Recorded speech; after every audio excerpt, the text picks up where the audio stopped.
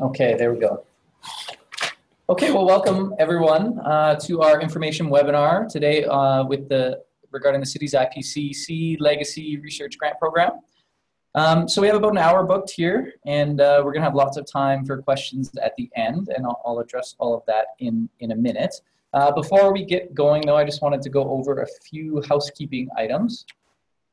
So as I mentioned before, you should have been muted as you entered the room. So I just ask that you please remain muted throughout the duration of the call, just so that we don't get any background noise or any sort of audio such as that. If you do have your video on, you can go ahead and turn that off unless you'd like to keep it on. But we won't be needing that for the call.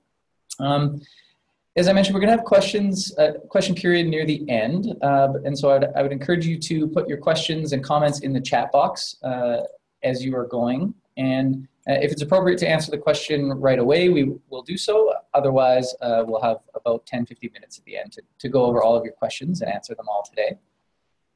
And then lastly, as I alluded to, we will have this webinar recording up on our website, which is albertaecotrust.com/cities-IPCC. So I encourage you to go ahead and share that with any of your other colleagues that you may have that are interested in this grant program, and also that you don't need to be scribbling down all the notes as we go. You'll be able to reference this again. So with that, I thought we could just do a really quick roundtable here about who you'll hear from on the call. And then I'll go over the agenda, and then we can kind of kick things off properly. So with that, maybe Mike, if you wouldn't mind just introducing yourself, just going over your position at the City of Edmonton and a little bit about your role. Hello, thanks, Simon. I'm Mike Melross. I'm the General Supervisor of a group called Energy Transition and Utility Supply at the City of Edmonton. And we are the stewards of the City of Edmonton's Climate Change Mitigation Plan, which is branded Community Energy Transition Strategy. We also manage the city's corporate utilities, everything from natural gas to water to electricity, and some select waste contracts. And my role and my team's role is both facilitator and direct implementer of actions to reduce greenhouse gas emissions in the corporation as well as the community overall. Great, thanks so much. We'll pass over to Chandra. Hi, I'm Chandra Samaras. I'm a program manager in Policy Environmental Management Unit in the City of Edmonton. And our portfolios include air and water, but of particular interest for this grant is climate change adaptation.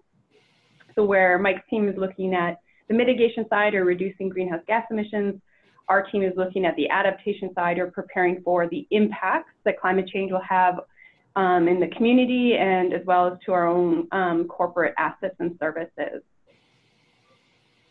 Great. Barbara? Hi, Barbara Daly here. I'm the point of contact at the city for this program. Really excited to be a part of it. I handle a number of other files at the city, but I've probably chatted with a number of the people on the line about this new initiative, and happy to chat with you in future too. Great. And then maybe if we could hear just quickly from Kurt as well. Yeah, hi, I'm Kurt Borth, Senior Environmental Project Manager here at the city. I was involved in setting up the new Alberta Sustainability Grant. I think I'll be helping out with the evaluation on this one. Great, thank you so much, the four of you. And then of course, I'm Simon Irving, and I'm the Program Manager here at the Alberta Ecotrust Foundation. So a big part of my role is working with grantees kind of through the entire life cycle of their grants. So at the application phase, during their actual project themselves, during the reporting phase, and then helping with kind of decision making and reporting afterwards. So those are the folks that we'll hear from, and I just wanted to go over now the agenda for today's webinar, and then we can kind of get into the fun stuff. So basically, we're going to hear a little bit from Barbara at the outset on an introduction to the Legacy Research Grant Program. a little bit about the history of how the grant program came to be, just so that we can kind of set the context of this particular grant program, and then go over the research agenda, the 6 research priorities, where you'll hear from Mike and Chandra about kind of what they're really hoping for from the city's perspective. And then I'll chime in with a little bit more of the practical pieces. So that's program criteria and eligibility, evaluation and decision making, and then just again from a very practical standpoint, how to apply. And then throughout that time, hopefully folks can be putting some questions in the chat box, and then I'll do my best to facilitate that process and make sure any lingering questions that you may have will be answered. So just before I hand it over to Barbara, I just wanted to talk a little bit about the partnership between the City of Edmonton and Alberta Ecotrust Foundation, and just again to kind of set the stage and give you some context here. So Alberta Ecotrust is working with and supporting the City of Edmonton on this grant program, very similar to the EcoCity Edmonton grant program, which folks may be familiar with and which has been around for several years now. A large portion of our role is going to be assisting with the intake, the administration of the program, as well as helping to kind of facilitate the decision-making process and the reporting process afterwards upon award. Just really briefly, a little bit about Ecotrust. We're a long-standing partnership between corporations and the environmental sector. And so we're guided by a vision of healthy ecosystems for all Albertans. And we've been a long-standing source of funding, training, skill building, and capacity building for the environmental NGO sector here. And so throughout that, we've kind of demonstrated some expertise in grant making, in project and program evaluation, as well as in facilitation and community capacity building. So those are really a lot of the skills that we have as an organization and what we're hoping to add to the process here with our partnership with the City of Edmonton. So that's a bit about Ecotrust. Again, if you have any questions about that afterwards, I'm always happy to chat some more about that. So without maybe further ado, I'd love to pass it over to Barbara, who is going to talk a little bit about these kind of foundational programs at the City of Edmonton, and then also the history of this grant program. Good afternoon, everybody. So a little bit of background. Many of you may be aware that in March of 2018, Edmonton hosted the first ever CitiesIPCC conference, and several hundred scientists and other stakeholders from around the world gathered in Edmonton to discuss the state of affairs around the climate, and came up with a research agenda that many or all of these municipalities and other orders of government should address in order to advance the knowledge, the understanding, the policy implementation, and how to make progress in all of our parts of the world on these key issues. So these 2 tiles should be familiar to many of you who've gone over the site. One is the strategy that Chandra Tamaras is the program manager of, and the other energy transition strategy is the one that Mike oversees. And within these documents are some really aspirational but critical activities and changes that need to be made in the City of Edmonton and beyond. And these really are the backbone of this new grant program. You'll see that while the research agenda that emerged from CitiesIPCC is some guiding information for you with your proposals, both Chandra and Mike identified specific key questions that need to be answered under each of those 6 categories, and that will help advance their work. So we started with this fantastic conference in the city. Research agenda emerged. We have 2 key strategies that need to be addressed and implemented in our cities. And so City of Edmonton found funding for this program for the next 3 years. Ideally, we'll bring on other funders, that it'll go on for longer than just 3 years, that'll support and service more than just Edmonton. But we're certainly looking forward to what this grant generates from the research public. So that's the background and the status. Simon? Great, thanks so much, Barbara. I really appreciate setting the context with that. And so now I think this is really kind of the meat of the information webinar and an important part. And so as Barbara alluded to, there are kind of 6 research priorities here.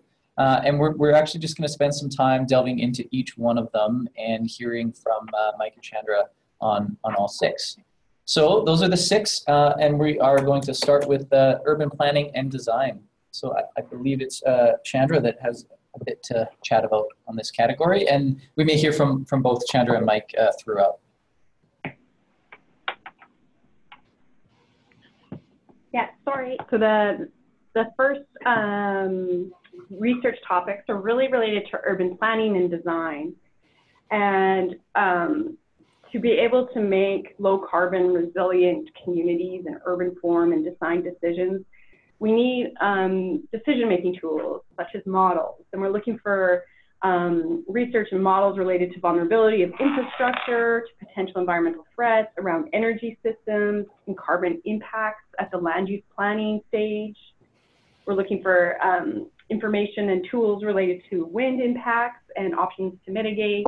We're looking for research related to low carbon resilient urban form and design, such as heat island effect, the feasibility and potential of GHG emission impact by re-envisioning community halls or strip malls as transit and community hubs in our urban centers, looking at the potential for increasing our metropolitan urban densities and how that affects travel, energy use, and emissions, solar orientation to maximize the achievement of net zero, as well as design features to protect public health during wildfire smoke events.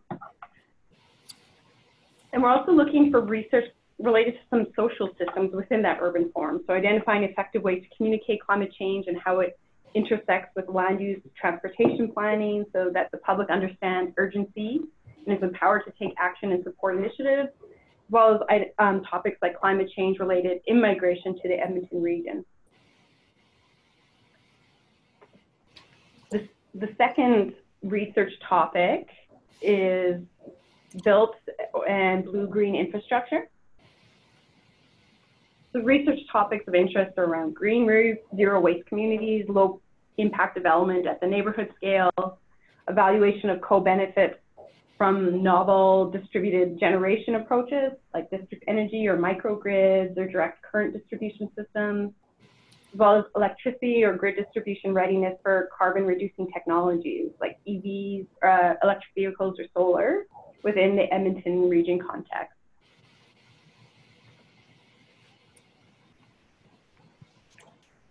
The third topic, or research topic, is sustainable production and consumption.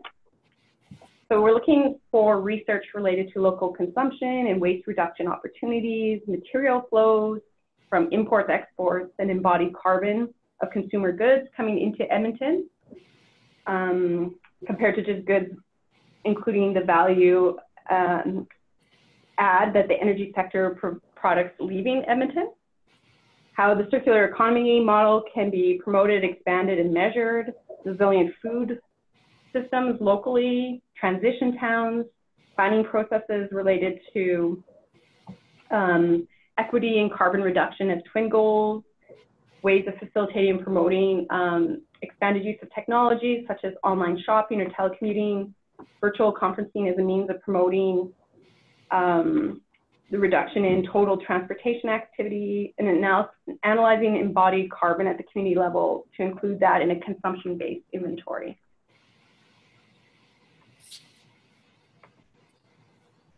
Hey, great. There sounds like there's tons there. I think perhaps I had Mike, maybe, did you want to chime in on this one as well? No, I think I can skip to the next one. Great.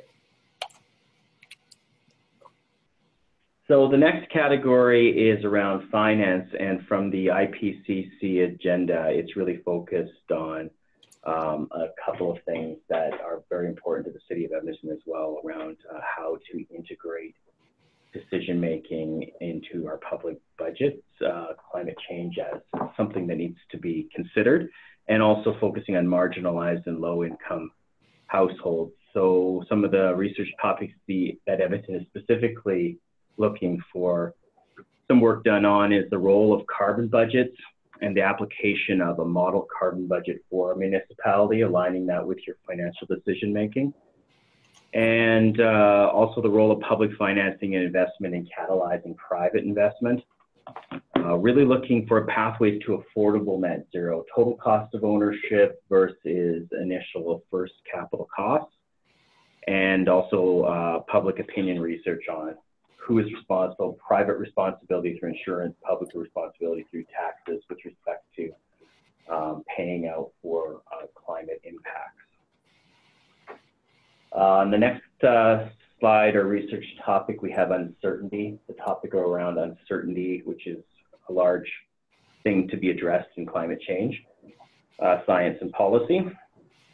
And specific research topics the City of Edmonton is interested in is methodologies and guidelines to translate climate predictions and their uncertainty into engineering standards, and taking global models that have been developed and localizing those into the Edmonton context, and researching tools and techniques and methods to accommodate uncertainty in decision making. It's something that's really difficult for public entities to do, and ways that we can quantify that uncertainty or assign levels of risk or monetize those uncertainties is something that we're looking for research into.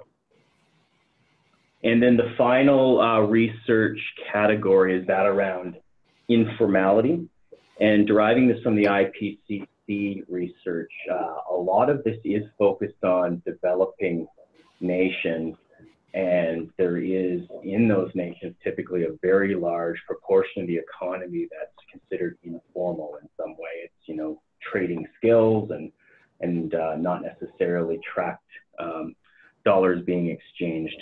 But to localize this particular research topic in the Edmonton region, we focused on some of those more social aspects, including how does homelessness interact with climate change? How do we address vulnerable populations and climate change? And really becoming important in what we're doing is the mitigation side is this idea of energy poverty and reducing energy poverty, and how we need to engage the marginalized and vulnerable communities on energy poverty so that they too take the journey to a low carbon future. It's not just something for the wealthy. And the big one on adaptation side is an understanding of health, and both health and refugees and climate refugees that are being forecasted into the future. Great. Okay. Well, thank you both. Just before we move on to this next section, I think there's a ton of really great content there that we went over. So I'd really encourage folks to get some questions, and if you have any thoughts or ideas that you'd like to run by the team, this is a really unique and fantastic chance to be able to chat with both Mike and Chandra. So I'd encourage you to take advantage of that and throw some questions in the chat box. And in large part because a large part of the evaluation, which we'll get to, will be that projects and research questions really need to address a lot of these priorities that the two of them just listed off. So I think that's just a really key thing to highlight. So I'm going to move on to a little bit more of the kind of criteria and eligibility piece of this program. And so we're going to move a little bit away from the actual research content. So from an eligibility standpoint, there's kind of two key pieces. So there's obviously project eligibility, and then there's eligibility from an organizational standpoint.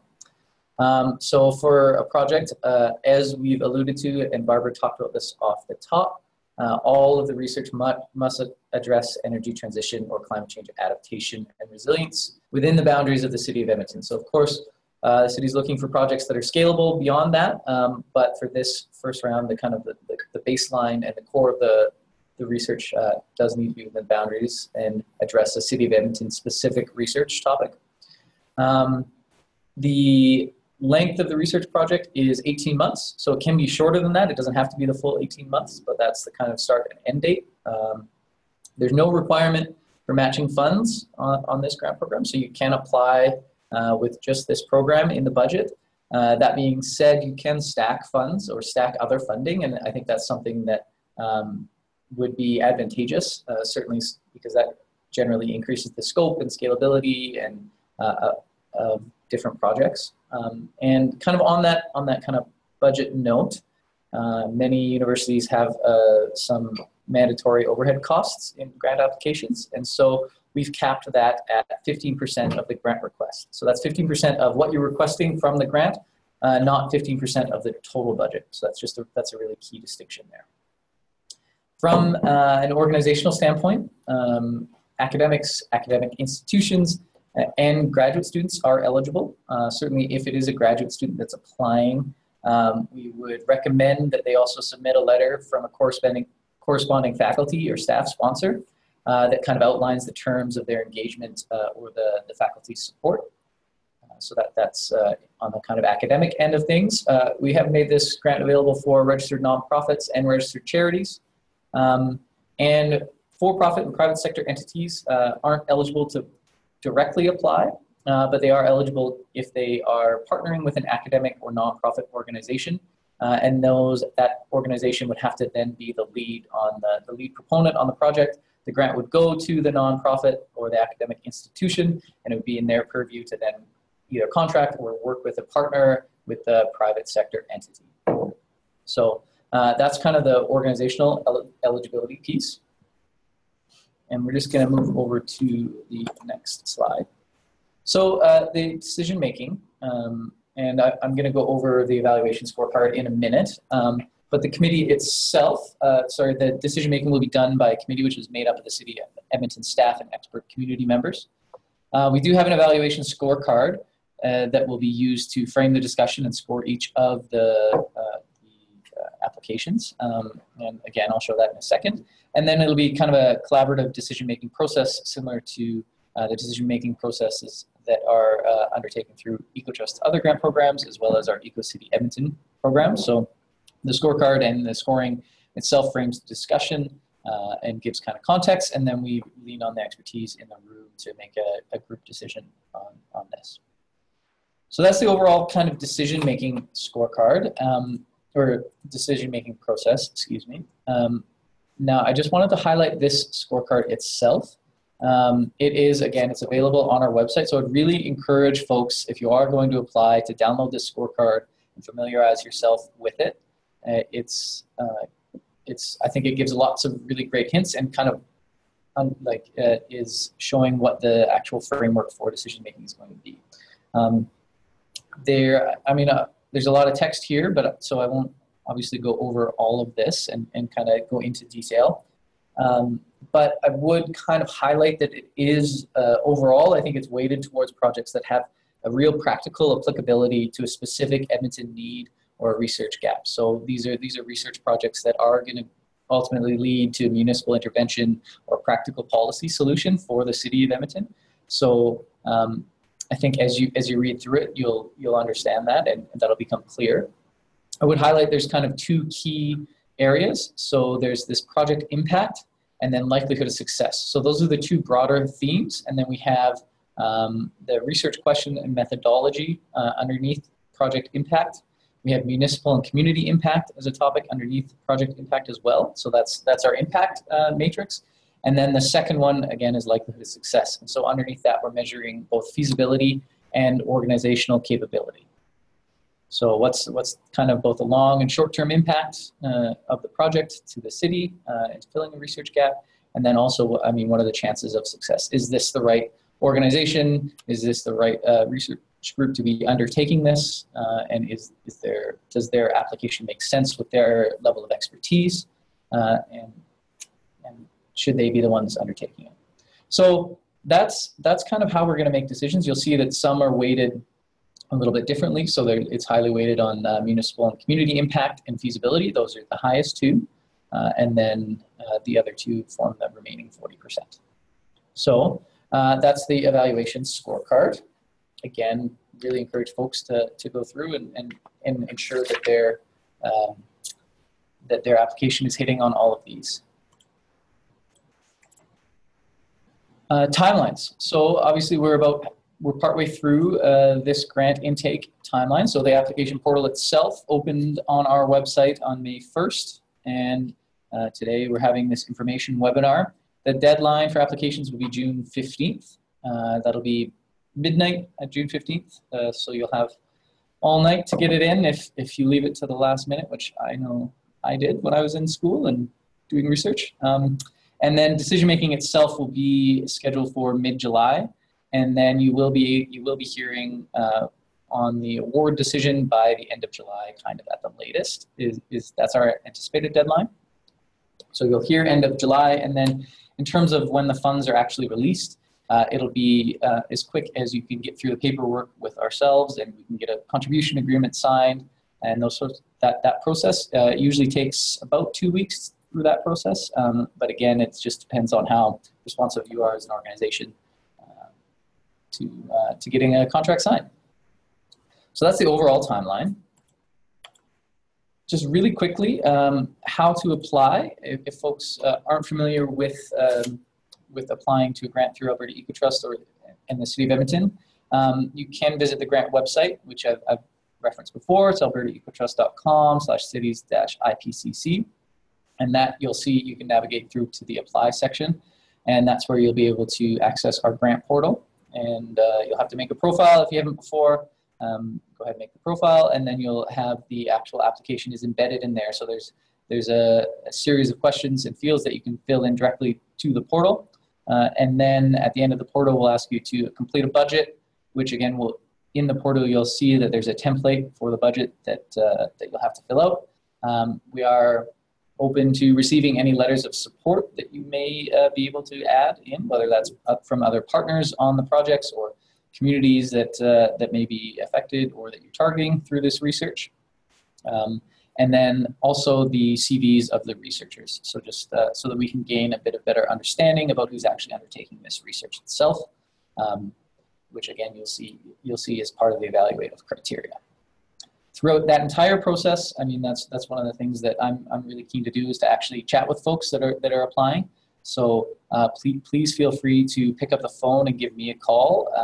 That number down at the bottom there will go likely directly to me or one of the other folks on our team here, or you can get in contact with us with grants@albertaecotrust.com. And then so we can kind of help triage some of these requests that are coming in, and if I'm not able to answer a question directly, then we'll make sure that it's answered by one of the team members at the City of Edmonton.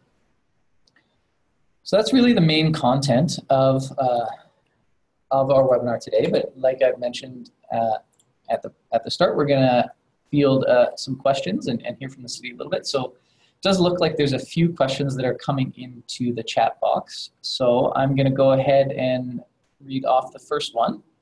And that question is from Danny. So can we apply for this funding for a project that's already funded through EcoCities? So that is like from an eligibility perspective, we haven't put any sort of restrictions on that. So if the project is through EcoCity Edmonton, I think probably the scope of the projects are quite a bit different, and that the criteria on the two grant programs are a fair bit different. But certainly if one is complementary, then that would make sense, and you would apply. So there's no restriction that you can't apply to EcoCity or to this one if you have applied to or are successful with an EcoCity Edmonton grant. Barbara, did you want to add any extra kind of context or insights on that? No, I think you captured that. Thank you. All right. Perfect. Well, that was a good, nice, easy first one. Thank you, Danny. Okay, so from Raquel, NACHA would be an appropriate partner for an opportunity development cooperative. Mike or Chandra, are you able to speak to that, or perhaps do we need some more context from Rocky? Yeah, well, I think we need some more context. I don't even know what NACHA is. So. Okay, Rocky, if you could maybe take a moment to type in a little bit more detail into the chat box, then we can move on to Brian Fleck's question, and we'll come back to you. So from Brian, will synergies over multiple content areas be considered to be positive when project proposals are evaluated? So often applications that are partially in more than one content area are scored negatively in grant applications when scored narrowly on whether they meet the demands of the specific rubric. So will synergies over multiple content areas be considered to be positive when project proposals are evaluated? Mike or Chandra, I can chat about that as well if you would like.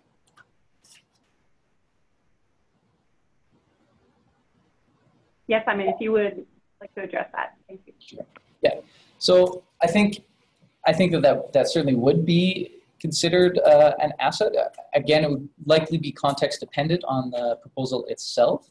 So, I mean, there's quite a range of topics that are listed on the website and kind of that have been identified as research gaps by the City of Edmonton. So certainly if there's a project that's able to hit on more than one or two of those, then I think that's an asset. Of course, given the amount of grants that are able to be awarded, right, which is up to $50,000, certainly taking into consideration the various scope of that and also having a realistic scope. So if there's a project that can hit on these and that's realistic given the project budget, I think that's where the budget and scope of a project versus the content would come in is relevant there. So yeah, I mean, we're hoping for intersectional project applications, hoping for collaborative applications. Those are all great, but again, as long as it maintains a realistic scope and a scope that matches the budget. Hope that answers your question, Brian. You can let me know. Oh, yeah, looks like it did. You're welcome, Brian. So Randolph is letting us know that NASHA is Northern Alberta Housing Cooperative Association. And I see Rocky has mentioned that as well. So just going back up to Rocky's question, with the appropriate partner for Opportunity Development Cooperative. Again, I would probably need some more context in order to answer that question. I'm guessing maybe Mike, unless... No, I'm sorry, I do too. Yeah. I don't know what an Opportunity Development Cooperative is, unfortunately, either. But as long as NASHA is a not-for-profit, right, they're eligible. Perfect. Yeah, that's great. So from an eligibility perspective, that works. Rocky, I can unmute you if you'd like to ask your question directly. So just give us a yes if you're okay with being unmuted. Otherwise, perhaps we can connect offline.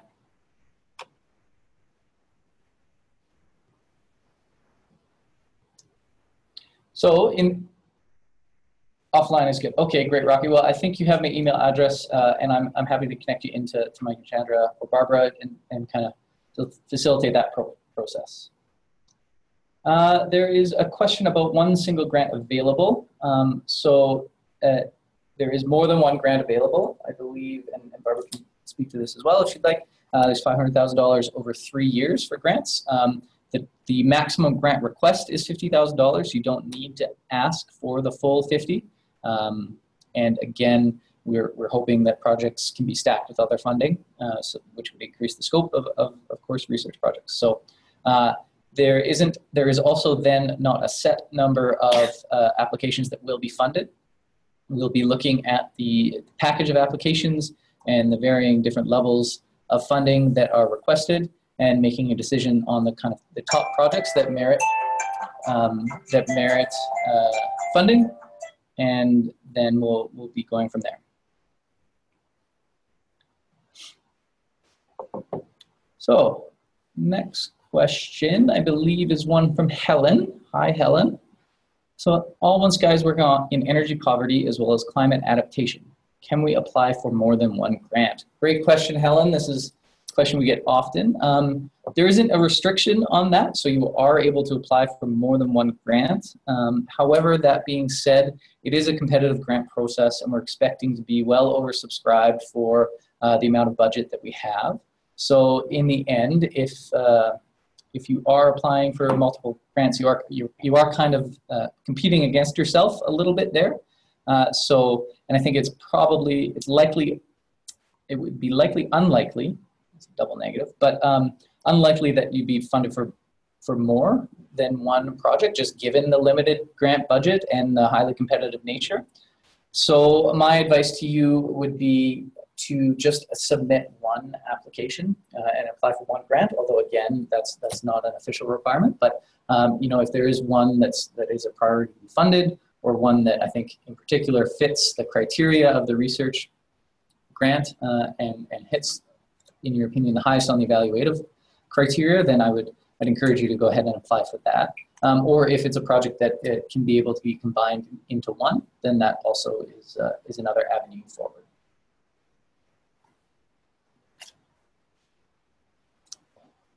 Okay, moving on. I think it says, I wonder about the total amount of available funding for this call.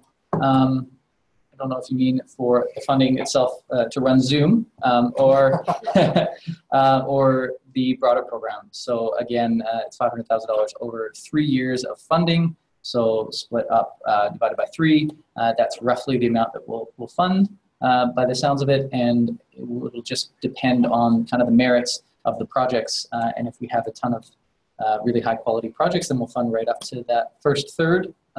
If we're not sure, then we may fund a little bit less, but I'm anticipating that there's going to be lots of really great projects, especially because all of you folks on this webinar are going to, of course, have a great application.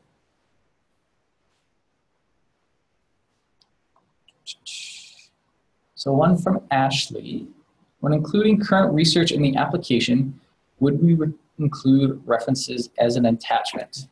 I think the answer to that would likely be yes. I think perhaps I can hand over to Mike Chandra in terms of, I think that's one thing that the city's hoping is to also have a better understanding of the sector and the existing research. So I think, Mike, is that accurate? Yeah, I think one of the value adds of the program will be for us to understand the breadth and depth of local research within each of the categories. So that would be great to see. Mm-hmm. Great. So yes, Ashley, thank you. Can you explain a bit more about the budget information requested in the form? So I believe you're speaking about the budget template itself. So that one, yeah, we're just really looking for kind of a higher level understanding of the revenue and expenses of the projects specifically. So I believe some grants will ask for like organizational budget information and those sorts of things, which we don't do. So it's just project specific budget. And we're looking at, from a revenue perspective, that'll be this grant as well as any other matching funds that's available. And then an expense perspective, of course, that's fairly straightforward in terms of what the expenses will be, both from a cash and in-kind perspective. And then again, because it's this is a nonprofit grant program, the budgets themselves will have to balance. So your cash expenses have to balance with your cash revenue, and your in-kind expenses need to balance with in-kind revenue. So just so that everything is balanced nicely. If you do have specific questions about the budget or filling out the form, again, feel free to reach out to this email address or directly to myself, and I'm happy to work with you. Okay. So there's a question from Rocky again. So research sounds intimidating. Is study, problem solving also a way to think of this? I suppose that it could be. Maybe I'll open that up to Randy's response. Oh, looks like Randy's response. Okay, so it looks like Randy, I'll lose a delay for folks that haven't seen that in the chat. He would be happy to connect with you, Rocky, as a potential academic partner. So, and I think that alludes to a really great partnership that would be potential. So if you are a community group that is a little bit intimidated by some of the criteria, the language, those sorts of things, then I would encourage you, yes, to reach out to an academic partner, and also understand there are various forms of, like, citizen science is one of the research forms that is going to be accepted as a proposal here. Mike or Chandra, do you want to chime in on that, or? Yeah, thanks, Simon. I think when we looked at this grant, one of the things we were looking for is publishable or presentable research. So we're not necessarily saying it's at the level of a scientific journal, but something that would pass the rigors of scientific methodology and application of that. So I think research is the appropriate word for it, and it's not just a sort of a qualitative study that's done sort of to support like a planning initiative or something. It's more something that can be put forward to support the international IPCC research agenda. Mm-hmm. Great. Thank you so much, Mike. Okay. Perfect. Rocky liked that answer. Okay, let's see. It looks like the question from Katie is our next one. If you have enough great projects, will all the 500K be allocated in the beginning of the first 3 years, or will a third be allocated in each year? Maybe Mike or Barbara, would you like to chat about that? It's Barbara. We're willing to go up to 175,000 each year, so a little more than a third, but we really do want to extend it over several years, because in year 2 and 3, the questions that COE especially might change based on the research that's been presented. So a third is a useful guideline. Great. Yeah, that's great. Thanks. Looks like Danny, folks are probably monitoring this in the chat box, but I'll just say it so that everyone hears it. Danny's also potentially interested in partnering and partnerships, collaborations, relationships, those sorts of things. So she's directing it towards Rocky, but that's Danny with Sheena Wilson and the Just Powers research project, which is a really neat research project. So please feel free to connect with those folks, or if you would like to connect with them, and I'm happy to try and facilitate some of those connections as well from this. So if you're not familiar with that or don't have contact information, just get a hold of me and email either Grants or myself, and then I'm happy to try and facilitate that connection. So I think that would be really fantastic to see. And then regarding Danny, as far as that goes, Mike, outputs, what about things like documenting / raising the profile of informal economies, communities in Edmonton as potential models for adaptation / resilience? Mike, did you want to take that? I think that could be an appropriate research topic. We would have to, I guess, see the details of it, but that's aligned with sort of the permaculture trend in town, tradable skills kind of thing, and that is emerging in Edmonton, reskilling for power down, skilling up for power down. Yeah, that sounds really neat, actually. Yeah.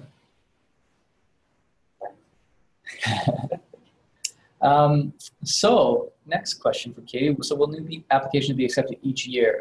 Yes, the answer to that is yes. We are going to have, the plan currently is to have 3 intakes similar to this one. So this is obviously the first intake, and then we'll be kind of adapting and adjusting the program, and in large part, as Mike was chatting about before, it'll be like learning from this round of research and from what emerges, and then offering a second and then a third grant program.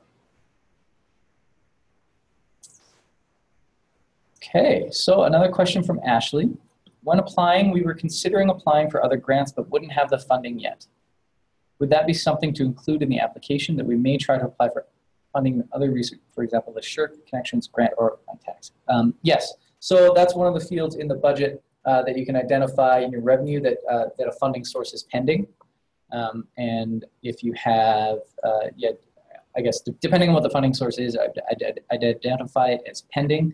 You can speak to it in the application itself, what the likelihood of that funding is, or if you have like a letter of support or anything like that, like you're likely to have that funding confirmed, then that would also be an appropriate attachment to include there.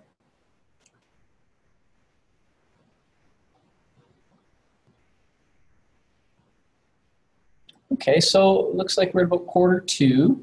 And the chat box is slowing down a little bit.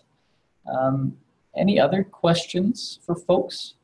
And maybe in the meantime, if there's anything, Mike, Chandra, or Barbara, that that you were really hoping that someone would ask and you had a really great answer for, and they haven't, then I encourage you, you can chime in now, or if there's anything that maybe we haven't covered.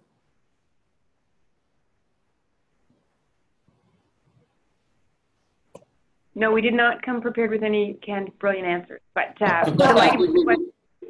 we're delighted with the questions that have come forward, and we look forward to some offline conversations about with more specifics about proposals, if that's of value to anybody. Absolutely. Oh, looks like another question came in the meantime. So, do you have any preferred NFP partners? So, would that be? I'm assuming not for profit. No, we do not have any preferred. No, we'll work with everybody.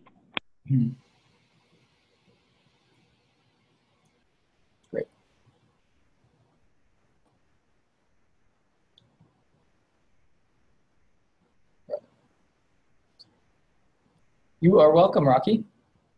And it looks like Hamid, you'd sent a question in just directly to me, so I have your contact information, so I will follow up with you directly. Graduate student fellowship would be included in the budget component of the application, correct? So I think, Paul, do you mean like a separate fellowship source of funding? Postdoctoral. Yeah, I think that obviously that's like another source of funding that is going to be contributing into the broader research project, and that's something that would be appropriate to put into the budget.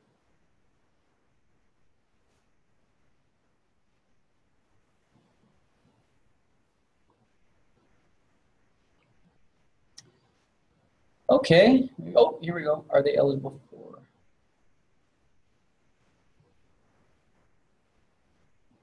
Sure. Okay. Maybe Mike or Barbara, do you have any thoughts on these two questions here, in terms of the salary of graduate student applying or postdoctoral fellows? A postdoctoral fellow might benefit from partnering with a local or an Albertan professor, I believe. Can you hear that okay? Yeah, I think we heard that okay. So thanks, that's useful. Again, that's kind of just increasing the collaborative nature too of the grant program, so thank you.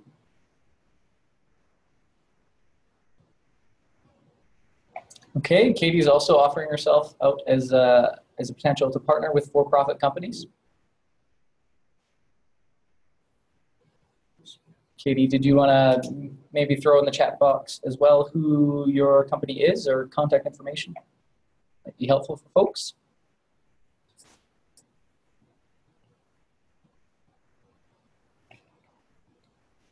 Thanks, Katie.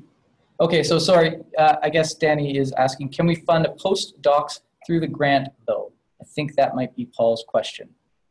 You want to address that directly? From the research postdocs. So my understanding would be yes to that question, right? To fund the research specific, as long as, again, it is specific to and filling a City of Edmonton research question.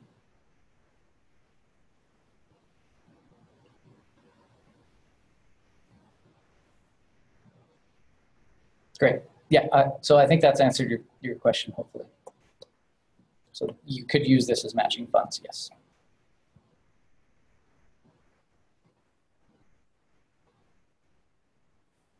Great, okay. Well, I think that seems like we're slowing down here. Oh, here's one, great.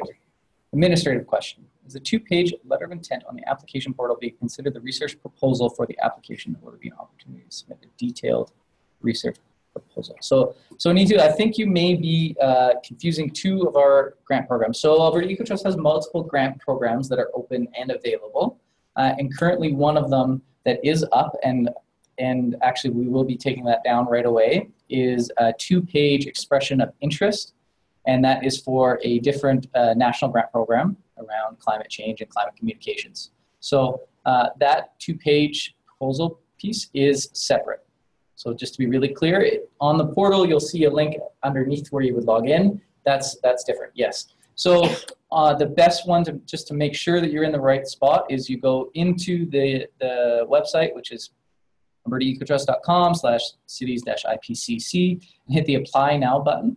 And that'll take you in directly to the grant portal. And you'll start with a series of 3 questions that are yes, no answers. And then it'll open it up into kind of organizational information and the specific grant questions. So yeah, I can't stress that enough, that you just got to make sure that you're in the right spot. You'll see the appropriate branding on the portal itself, which would be with the City of Edmonton and Alberta Ecotrust. So happy to clarify that. And if you have any questions, again, to make sure you're not in the right portal or something like that, or if the questions don't really make sense, then you're likely applying for the wrong grant. But we'll do our best to take a look at that and make sure that that's really clear for folks. So thank you for your question.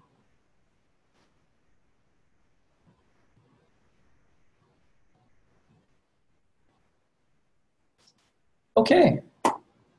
I think that should just about do it. unless we have any others coming in, which doesn't seem like it.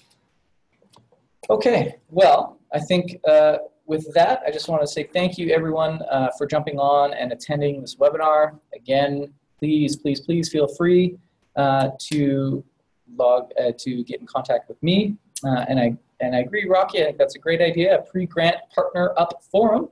That's a great idea. And I think certainly that'll be something that we'll look at and consider, certainly after the first round of applications of research, if those partnerships that we think would be strategic and make sense for folks to be talking and connecting with each other, then that's something that Alberta Ecotrust is more than happy to help facilitate, obviously, of course, in partnership with the City of Edmonton and their priorities. So I think that's great. And again, if folks would like contact information from anyone or back and forth, I'm happy to try and facilitate that process as well after the call. So again, thank you so much. I'll hand it over to Barbara, Mike, Chandra, the team over there. If you have any last words or just a goodbye works as well. It's Barbara here. Thanks very much for making the time. We're really excited about these proposals and how it might advance the priorities for the City of Edmonton. So we'd like to make ourselves available to you for the clarification. Go through Simon, and yeah, we're happy to help with feedback and just grooming these proposals and reviewing what the local economy and beyond is willing to do for City of Edmonton. Thanks again. Great. Well, thanks so much. And the PowerPoint and presentation will be posted on the website shortly. So thanks everyone for your time this afternoon, and have a great long weekend coming up.